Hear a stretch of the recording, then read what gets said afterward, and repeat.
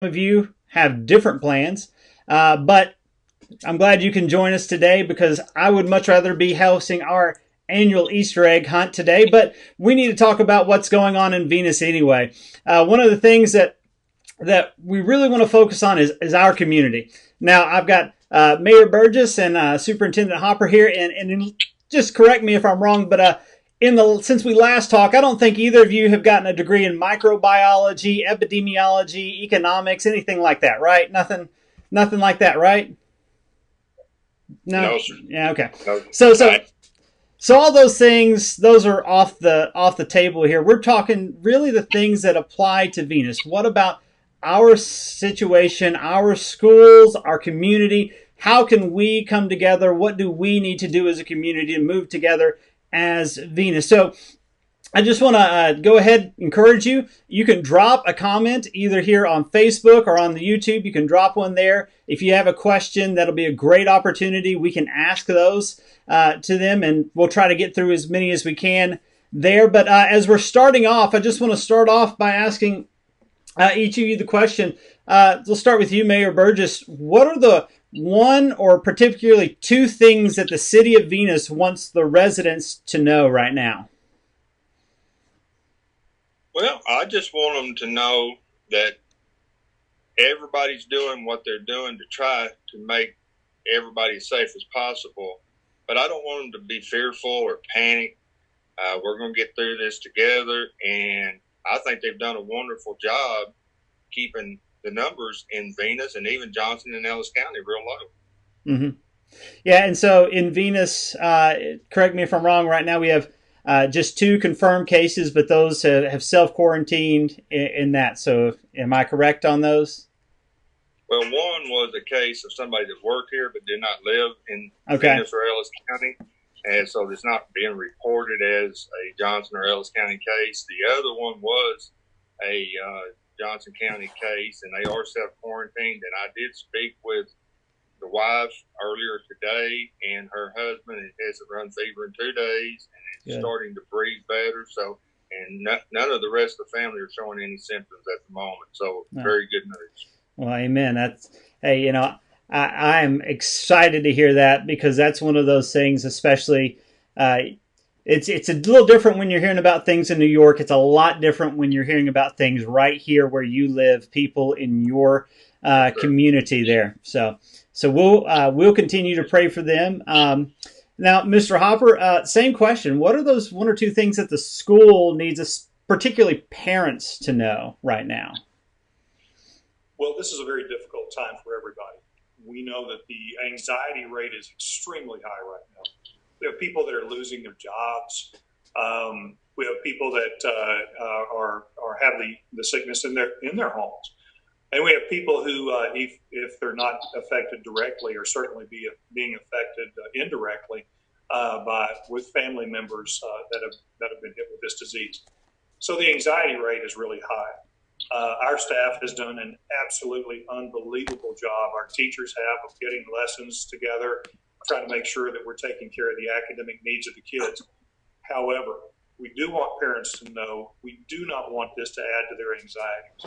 Yes, we want to provide well for the kids in this time. We want to make sure that they don't miss a beat. However, once again, do not stress over this. Do not make this something that aggravates the situation at home at all. We're here for you. We want to be able to answer questions. We have basically reinvented the way we do school in about 3 weeks. We're just like every other district in the state in that regard. So a lot has changed. We've handed out Chromebooks where we didn't have them before, and now we've got hotspots that are on the way. Hopefully they'll be here sooner than later, so that we can connect people at home. But again, please do not be overwhelmed by what we're sending home. And if you need to communicate, please communicate directly with your teachers and your campus principals, and so that we can make sure that we're getting you the service that you need. Well, I know people appreciate that, because the last thing that we want to do is take an already stressful situation and make it more stressful. And so I know that parents certainly appreciate that. And so, hey, as someone who's now been put in that situation myself, I can say don't worry, parents.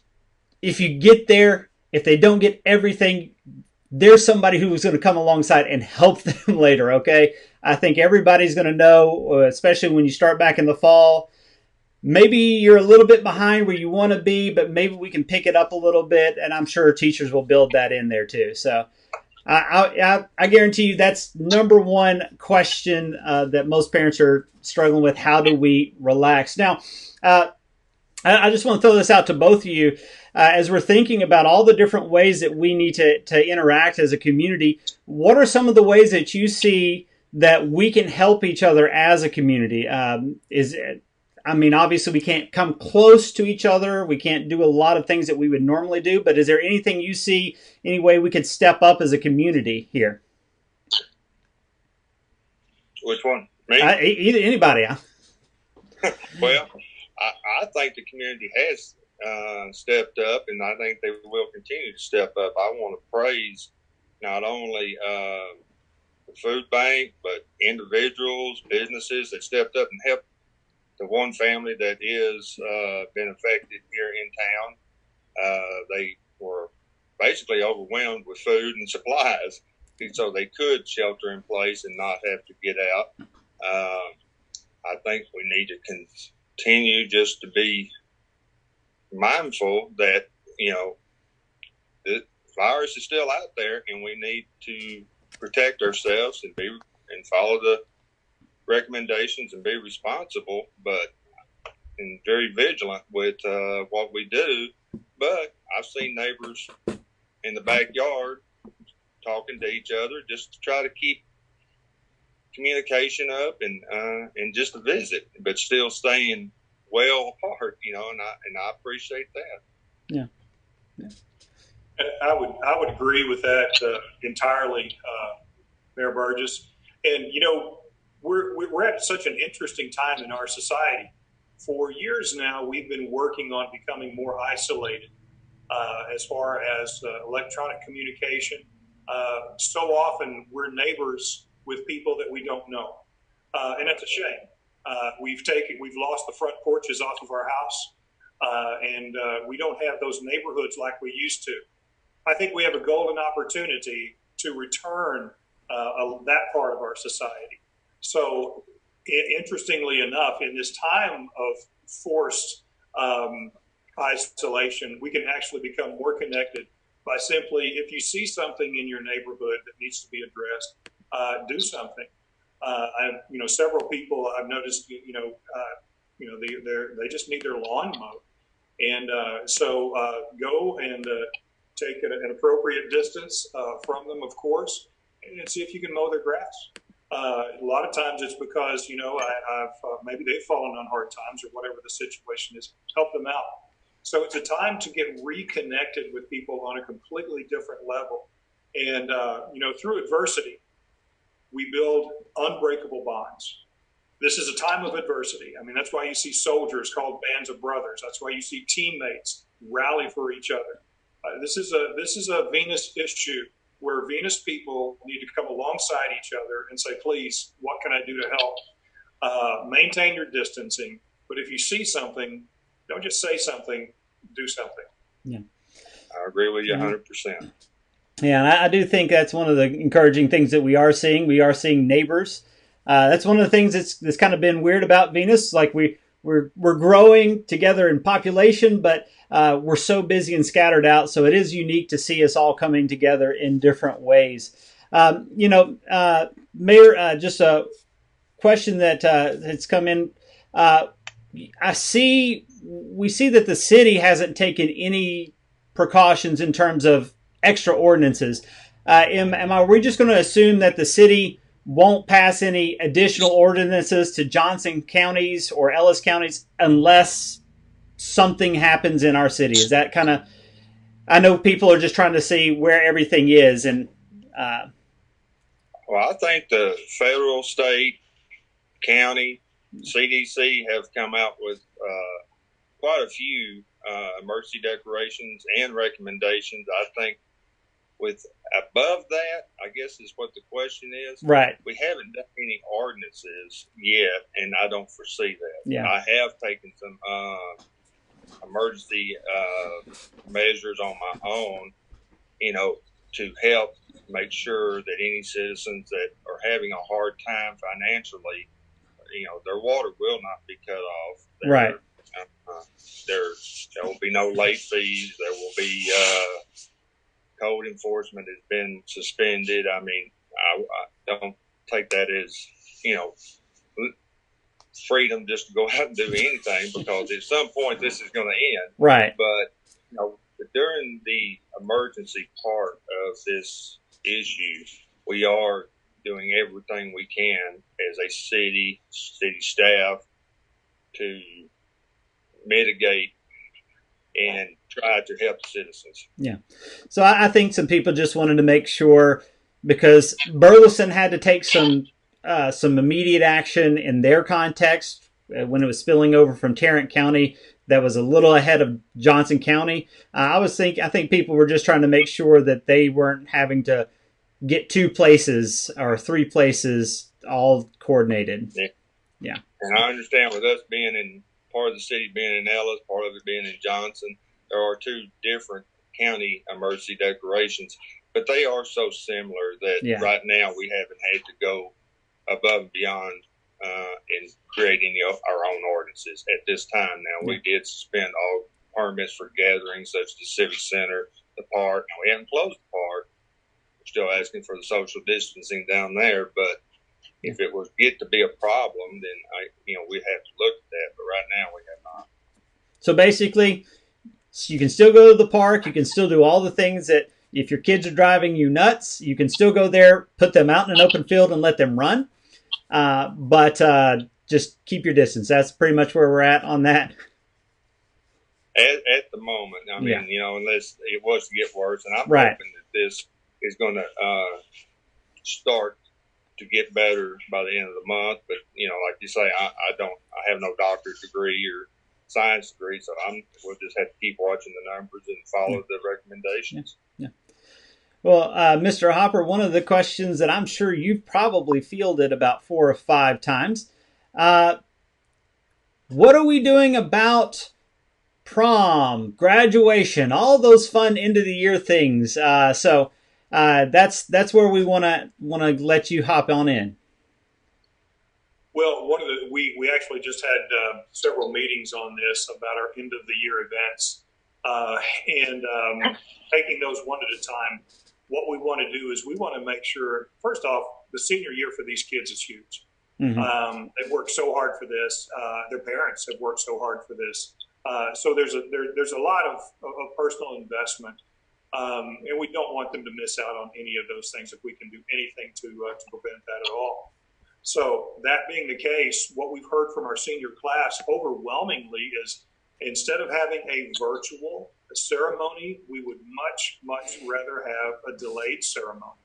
Yeah. And I can certainly understand that. So right now we're working on a date. In fact, we have picked July the 11th as a potential date for a delayed graduation ceremony, should it be necessary.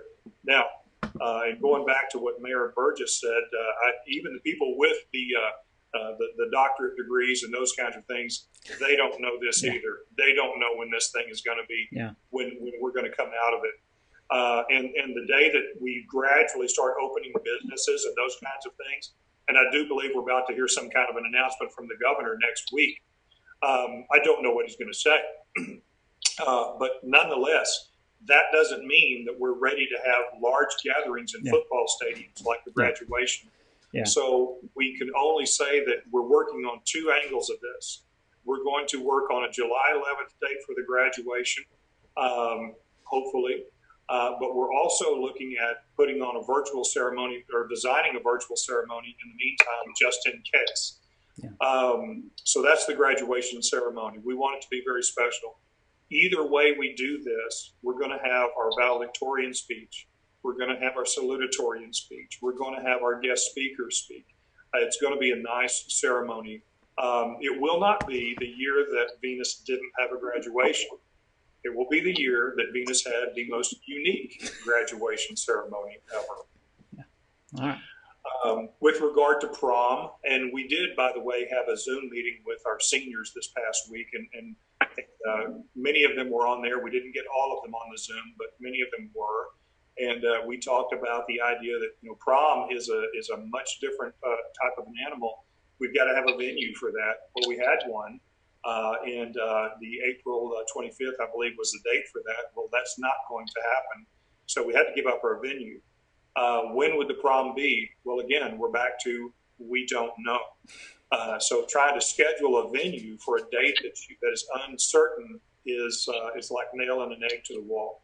So in terms of being able to schedule that prom, that's going to be a very difficult one. And I don't know how you do a virtual prom, but I'm all ears if anybody wants to have some input on that. Well, I mean, guys, they don't really dance that much anyway. So, this is going to work out for them perfectly. Yeah, I think they beg to differ with you on that one, Pastor. I will say this, and let me continue on with some of that, because the next thing we have that is also vitally important are the mini award banquets. Mm-hmm. Now, I'm not going to sit down at a banquet table, but those awards are not going to go ungiven. Right. And so we are designing, in the process of designing, some virtual award ceremonies. We're asking our students to record videos. We're asking our teachers to record videos. We are becoming a virtual school through this. So we have to get good at this, and we have to do it real fast. We are consulting people who do this as a vocation as well. Okay. But we want to prioritize that. Yeah. So it sounds like there are lots of different changes. This is one of those times where I think everybody realized we had to get the plane off the ground. We'll put the wings on it when we're up in the air. I think that's where we're all sort of at. Mayor, we did have a question here. How do the current regulations affect the election scheduled for May 2nd? Do we have any details on that? Well, I have read through them, and they're long and exhausting, so I won't go through everything. But as far as the campaign signs, they can be put back out 60 days from the date of the election, which will be November the 3rd. You had to be a citizen of the city of Venus and the city limits to run for the city council, 6 months before the day of sign-ups. So being that it's been moved back to November, they have come down from the Secretary of State stating that you cannot sign anybody new up that happened to meet the 6 month criteria because of the move. Only the people that's already signed up will be allowed to run. So first thing is May elections are now in November. Absolutely. That was done by city council. Okay. By ordinance, but it was recommended by the governor of the state of Texas. Yeah. Well, I mean, there happens to be another election there, so that might help streamline things a little bit. Well, it also might get more voters in because of the other election. Yeah. All right. So there it is. Those will be in November. So we'll just sort of chill out, and everything will run in place until then. Mr. Hopper, we had a question here. Is the high school track? Hold on, where'd it go? Is this high school track open for walking? Seen many questions about this on Facebook. Just need to know. Absolutely. The high school track is open for walking. The only thing that is closed down in that area with regard to fitness is the fitness center that our staff have been using, as well as Venus PD, for obvious reasons with touching, and we just couldn't keep it clean. The track is open. We do ask people to use their common sense as far as don't get out there and play touch football out there on the football field. And violate the distancing regulations. But please, we wanted to keep that. Please come up and use the track. We want to be able to keep that open.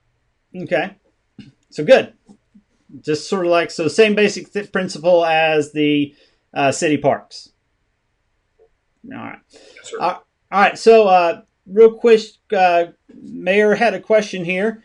What about we know there are restrictions on renting the civic center, the parks. What about garage sales? It's getting that time when people are wanting to do the spring cleaning. I know I believe there are permits for garage sales. How does all of this affect that? A family wanting to do a garage sale, maybe, probably not in April, but maybe early May. Any ideas there? Well, initially, all garage and yard sales were banned by the state under the Okay. governor's declaration. Plus, yes, you have to have a permit.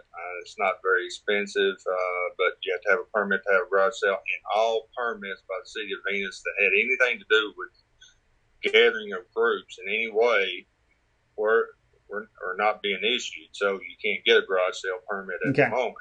Now, I've had a lot of questions on this, and it was like, well, what if we just make them stay in their car and come one at a time? Well, they're still the same people. This person's touching and going through, and you can't sanitize after everybody leaves. So that was the purpose of that. Now, as far as end of May or June, we'll just have to see what the governor, how they're going to roll out the process of opening things back up. But right now, it's all, there's no permits being issued for garage sales or yard sales. Okay, so we'll just have to play it by ear, wait to see what the governor says, how everything pans out there. Well, right now it's just through the 30th of this month. And we'll have to see what is extended past then. Okay, all right. Well, I know, Mr. Hopper, you the school has been working on some things to help the city. Would you like to share some of those with us? Oh, one of the things that we're doing. We've got about 6 3D printers here in the school district, and we've deployed those 3D printers to some locations to begin producing some masks for our first responders. Currently, we can print up several masks per day. The problem is the little paper filter that you see in the front.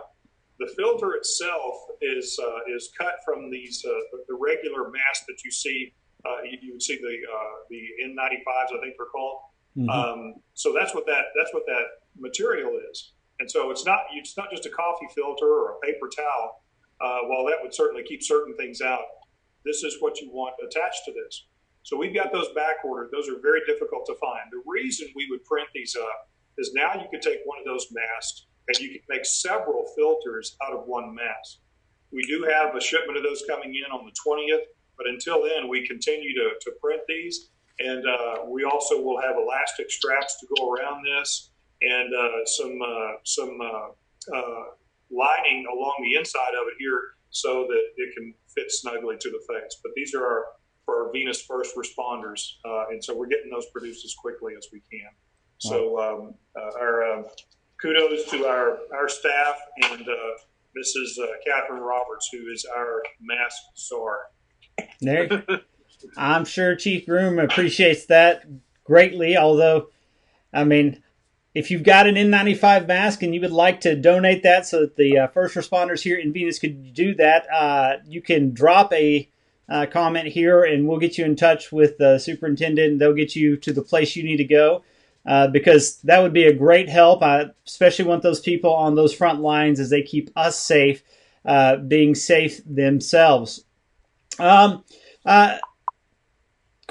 All right. Let's see. Real quick, Mr. Hopper, the school's still doing the meals pickups there? We are. Okay. We're going to a new schedule literally next week. Okay. We've tried to have different locations serving people, and but one of the things we realized was taking place is that we're asking people to get out every day and come pick up these meals. Mm-hmm. And so what we're going to do, we've already posted this, but beginning on Tuesday of this coming week, we'll have one location, and it's going to be at our elementary campus. And it's going to be from 10:30 to 12 o'clock on Tuesday. But you'll be able to pick up the meals for the whole week. Okay. So we're going to have one location, one day each week, but you'll come one time and you'll get the meals for the whole week. And so what we wanted to do is try to make it to where when people are trying to stay home and stay away as they're being asked to do, we're not complicating the issue by asking them to get out every day. Yeah. Well, that's great. I know that's there. If you know somebody who needs that help, we all know it's a bit of a crazy thing. I mean, making lunches every day can be hard. Then add financial difficulties. Please pass that information on. Share that on Facebook. However, we need to get that word out. We want to make sure that there is no child, no family in this community who is not cared for. So please, please, please pass that information along. And along that line, if you know someone who is struggling, any kind of financial difficulties, you can reach out to us here at the church. We'll try to put you in contact with some people. We'll try to put you in contact with people who can help. If obviously, if you're saying, hey, we need a $1,200 rent, that may be a little difficult, but we can work with people as best we can. We can try to connect them with resources. A quick question, Mr. Hopper, about those lunches. Are the school meals available for all students or just the students previously qualified for free lunch? No, these are for all students. All students. All students up to 18 years old. So up to 18 years old. They do need to come with their parents. We're not going to, as they show up, we're not going to count noses. Just come in and if you've got them with you, and we'll load you up for the week. Okay. At this point. Awesome. I know there's some parents right now who need to hear that because you're stressing over lunches that you didn't have to make before, and that's now putting a bigger thing. So pass that along. That would be great information. Yes. If I could also, and you sort of touched on it, but just to clarify, if you know of somebody who does not have access to transportation to come pick them up, or for whatever reason there's a hardship that prevents them to come and pick them up, please call and let us know. Mm-hmm. And we'd email. You can contact us in a variety of ways, and we want to meet those needs. Yeah, wonderful, wonderful. Well, gentlemen, I know we're running a little thin on time here, so I do want to just ask you really quick, Mayor. You said City Council will be having their monthly meeting via Facebook. Obviously, we can't put all the people, or not via Facebook. It'll be via live stream. Can't put all the people together in the chambers. So you sent me a link. I will post that down there. Is there anything about that anybody needs to know? Anything out of the ordinary? At this time, the Secretary of State's allowed us to close it to all the public. Right. But we have to have a live stream to make it fit within the Open Meetings Act. But there would be no people allowed into the Civic Center from the public arena. Right. We're offering also the city council members that want to stay home, they can live stream in and be counted as present. I wish everyone would take the opportunity to check it out, and I certainly just hope it works. I mean, we've tried this a couple of times, and somehow, I don't know if it's the internet or what, but it hasn't gone through the last couple of months. But we're running a lot of test runs, and we're really hopeful that it's going to work this time. Well, yeah, it always works until you actually go live. So I understand that perfectly. Yeah, we've noticed that. Yeah, I mean, I had a sermon, right? I was right about 5 minutes left in the sermon, and the video cut. And so, yeah, been there. All right, well, really quickly, gentlemen, just last minute or two, one quick question for you. What are the 1 to 2 resources, people that you would like to direct people to if they have a question, a comment, a concern, just that one point of contact that is there just for helping people? What would that be? Superintendent Hopper, we'll start with you there. Well, I started off this thing talking about anxiety, and one of the things I want to do is, again, touch on that. Our school counselors are available. The campus level counselors are available from 9 a.m. to 1 o'clock during school days for immediate feedback. And certainly, if you call them outside of that, they'll get the message and get back to you. But between 9 o'clock and 1 p.m.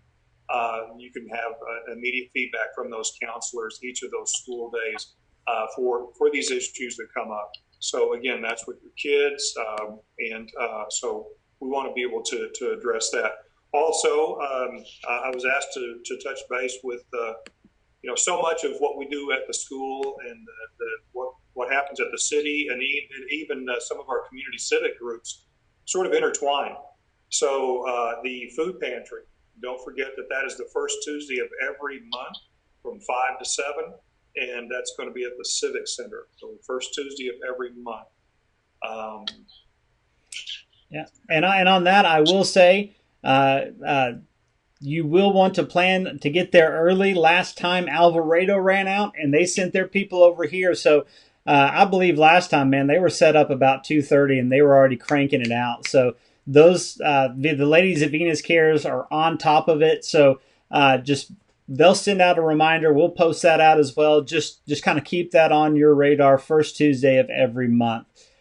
All right, Mr. Mayor, anything, any 1 to 2 resources, people you'd like to direct the folks of Venus to if they need some help here? Well, I have quite a few resources, but I think the best thing for people to do if they have a need is just email me at mayorburgess@thecityofvenus.org, and you can put a link to that below. And then depending on what their needs are, then I'll direct them to the proper resources. I've had so many businesses, the food bank here in town, Venus Cares monthly food bank, that individual citizens offering to help. We don't want anybody, because of these uncertain financial times, going to bed hungry. Yeah, and are sick and need help. We just reach out to me, and I'll get the resources directed to them. Lastly, I want to thank, the First Baptist Church of Venus and you, Pastor Alan Davison, for putting this together and giving the citizens the opportunity to reach out and get some answers and voice their concerns. Well, hey, I like this a whole lot better than a political debate because nobody's yelling and nobody's upset. So I'm happy to do this. So thankful for you guys because I know you have a lot of things going on in your day. I'm sure it didn't rain like it was supposed to. So maybe if you've got some yard work, you can get it done while it's cool. But I know you guys have so much. So I know the people of Venus are so thankful for you taking time out of your day to address their concerns. So just want to say thank you to you. Thank you, everybody, for tuning in. If you have any questions, anything that comes up in the next couple of days, feel free to go ahead, drop a comment in the section below, and we'll come back to those, circle back to them, and we will try to get those answered to you in the best way possible. All right? Well, thanks, everybody. Have a great afternoon, and we will, join us tomorrow for service here at First Baptist Church right here on Facebook or on YouTube, and then have a great Easter weekend.